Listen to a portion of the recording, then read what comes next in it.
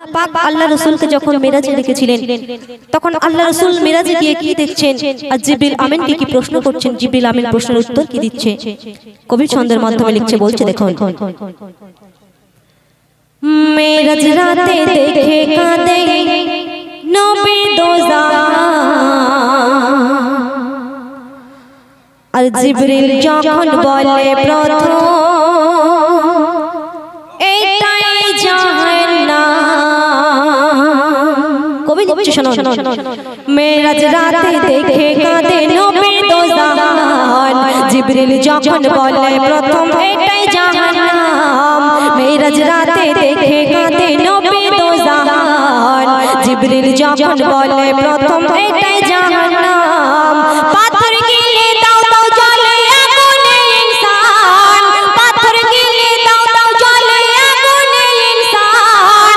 এই ঘটনা নয় রটনা হাদিসে প্রমাণ। মেরাজ রাতে দেখে কাঁদে নবী দোজান, জিবরিল যখন বলে প্রথম এটাই জাহান্নাম, এটাই জাহান্নাম। আল্লাহ রাসূল কি দেখছেন ওই মেরাজে, আর জিবরিল আমিন কি প্রশ্ন করছেন তার ছন্দে কবি কি লিখছে শোনো। নবী দেখে আপন নবী নিজের গোশত ছেড়ে খায়, জাহান্নামে কি কারণে জিবরিল আমিন জিগায়। নবী দেখে আপন নবী নিজের গোশত ছেড়ে খায়, জাহান্নামে কি কারণে জিবরিল আমিন জিগায়। চগলখোরের সাজা এটাই জিবরিলের বায়ান, এই ঘটনা নয় রটনা হাদিসে প্রমাণ। তারপরে কবি লিখছে শোনো, সুস্বাদু গোশত পচা গোশত রয় দুটি পেয়ালায়, নারী পুরুষ হারিয়ে হুঁশ পচা গোশত খায়। সুস্বাদু গোশত পচা গোশত রয় দুটি পেয়ালায়, নারী পুরুষ হারিয়ে হুঁশ পচা গোশত খায়। কেন স্বামী বিবি থাকতে এরা পরকীয়ায় হারায় জ্ঞান, এই ঘটনা নয় রটনা হাদিসে প্রমাণ।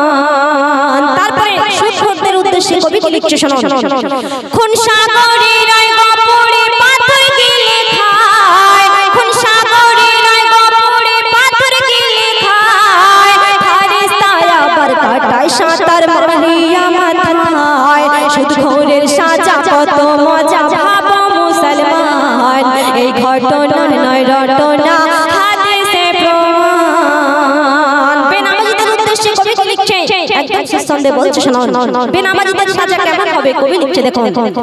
মারবে পাথর মাথার উপর, মারবে পাথর মাথার উপর, ফারিস্তা তোমার ফাটিবে মাথা পাবে ব্যথার জোড়া লাগিবে আবার।